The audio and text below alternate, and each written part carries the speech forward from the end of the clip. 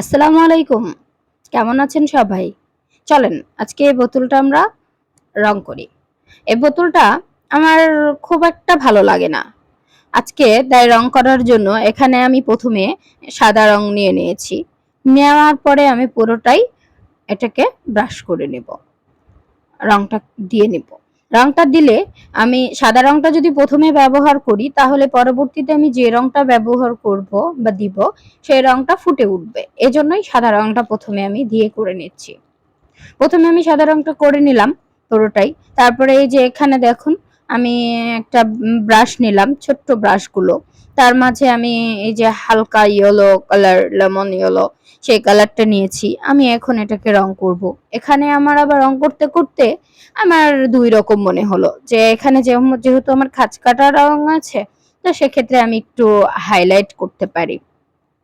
দেখুন এই যে খাঁজ কাটা রয়েছে, এই রাউন্ড আছে, এইভাবে লম্বা ২ টা আছে। এটা আমি আলাদা কালার করে দিব। এটা আমি ইয়েলো কালার করে নিচ্ছি পুরোটাই। ইয়েলো কালার করা হয়ে গেলে তারপরে আমি এই রংটা শুকানোর পরে তবেই আমি ২য় রংটা ব্যবহার করব। না হলে রংটা নষ্ট হয়ে যাওয়ার সম্ভাবনাটা বেশি। এই যে এই রংটা আমার প্রায় করা কমপ্লিট। এর মাঝে বলে রাখি আপনাদের যদি আমার ভিডিওগুলো ভালো লাগে বা আমার ইতে যদি কোনো সাজেশন থাকে, আমার যেহেতু নতুন চ্যানেল, অবশ্যই আপনারা কমেন্টের মাধ্যমে আমাকে জানাবেন।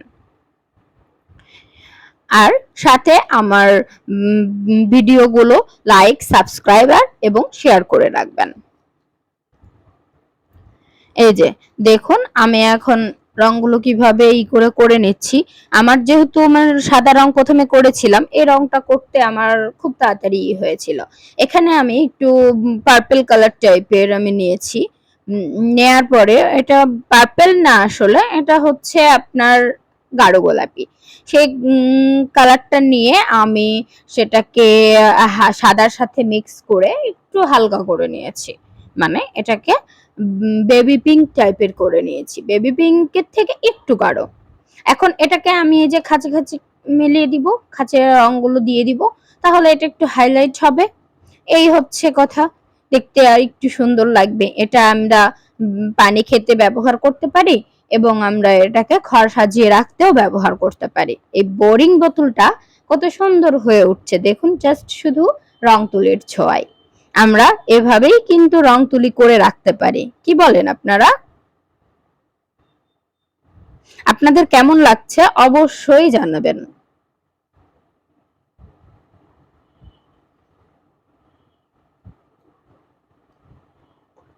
এই যে দেখুন আমার লম্বা রংটা করা হয়ে গেছে। এখন আমি এই বুটিগুলো করছি, কারণ বুটিগুলো দিলে আরেকটু হাইলাইট হয়ে উঠবে।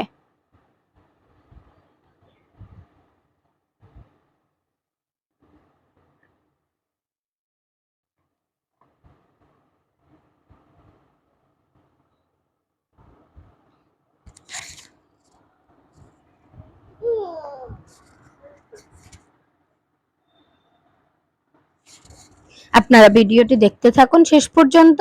এই যে দেখুন ভিডিওটা শেষ।